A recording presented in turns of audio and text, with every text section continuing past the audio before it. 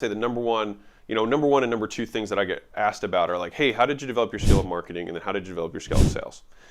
And truth be told, I never did a single sales training. I never read a single sales book before I started selling. And so I wish I had like a really sexy answer for you, but I don't. I just started selling. And I didn't even know that what I was doing was selling. I was just like, how do I get people to sign up for my gym and give me money? Like, I didn't even know the term was sales at the time. I was just like, I have to get them to give me money. And so I think a lot of people spend way too much time in the like deliberation stage and like the trying to, you spend all your effort in the, I would say like productive procrastination space of just like thinking you're getting better, but you would get so much better just doing it, right? And so and people now respect what I have to say about sales because I've sold so much, not because of how many books I've read on sales, right? And so I think that once I was considered very good at sales, I was managing multiple sales teams and we were doing, a few $100,000 a month. That is the first time I bought a sales product. Like, think about that.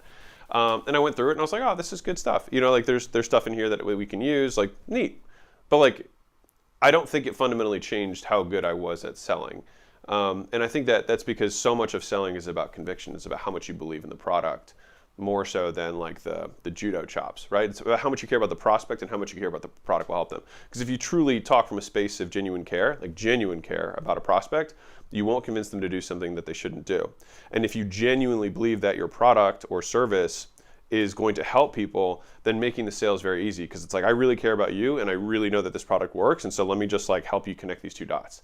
And so that's like ultimately like that is what selling is and should be. The problem is most people don't believe in their product and they don't care about their prospects, right? And so because of that, they come into all this cognitive dissonance, meaning like they believe themselves to be good people, but at the same time they need to make money. And then those two things become at odds and that becomes really difficult to sell because now you're faced with a moral obligation to like your family, to try and provide, and then against yourself to be ethical, right? And that becomes really hard for people, and that's why a lot of sales guys get burnt out when they find out more about whatever they're selling.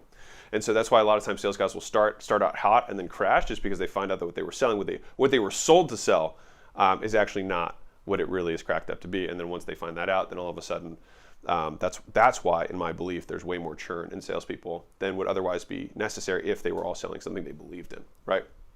So back to the main point, which is, what do I do if I have no way of, practicing? Well, I mean, honestly, when I want to do something, what I do is I buy a course about how to do something, and then I follow the course and do it.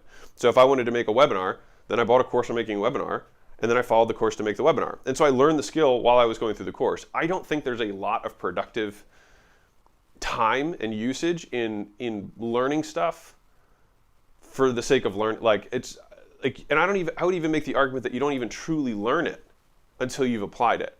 And so, like, how do you know if you read 6 books on sales and they have different strategies, which one is the right one? Because you've never tested it in the battlefield, right? It doesn't make any sense.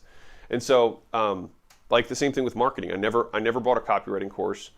I never bought any courses on how to build landing pages. I never bought any courses on how to run ads. The only thing I did was I spent money one-on-one to get someone to train me literally how to click to run ads for my gym. But I learned a little bit. I learned enough on my own. And so that's the thing is like, I think there's definitely a space for one-on-one training.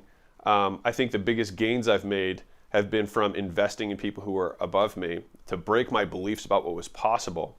Because the people who are above you most of the times are not going to they're not going to hold your hand and teach you how to write copy. This is not going to happen. You know what I mean? Like they might edit, copy you have if you have like a one-on-one relationship, something like that. But for the most part, like it's going to be up to you to go acquire those skills. And most of the time, acquiring those skills comes from doing them, which means you're going to suck for a while. And I think just most people aren't willing to try because they think that if they are perfect, they'll somehow not fail the first time, which is stupid because even when you're really good, you're going to fail. So it's just people like procrastinating, and reading books about something that they haven't done is a productive way of feeling accomplished without actually doing anything. And so I say all this to say, for the many people who ask me, what are my favorite books on sales and marketing? My favorite book on sales is to get out there and start selling, right? Because if you start selling and then read a book on sales, it will make far more sense to you than trying to read a book on sales before you start selling, because you won't even know what they're talking about, all right?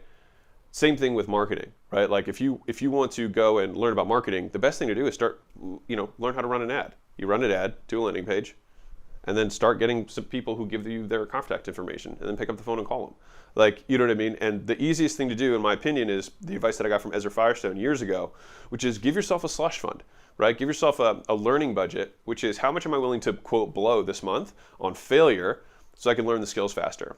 And whatever that percentage is, it might be 10% of what you make every month, it might be 5%, it might be 25%. It just depends on who you are and how stable your income is. But if you just say, I'm willing to give $500 a month to learning the skill, then you don't have this like emotional attachment to whether or not you crush it your first time, because you're seeing this $500 a month investment is truly that, an investment in your education, your investment in trial and error, rather than, you know, like, I bought this course on copywriting, I'm not a millionaire, what's wrong, right? When in reality, you just have to get out there and start doing it.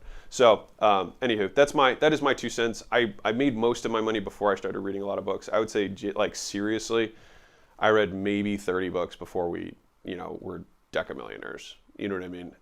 And so I wish I had something better for you, but I focus most of my time on doing and applying. And when I start applying, then I will go read for specific solutions to a bottleneck that I have, rather than trying to learn an amorphous topic by reading words from multiple books and trying to get perspectives, different angles on problems I've never even encountered yet, right? I think it's much better to encounter the problems.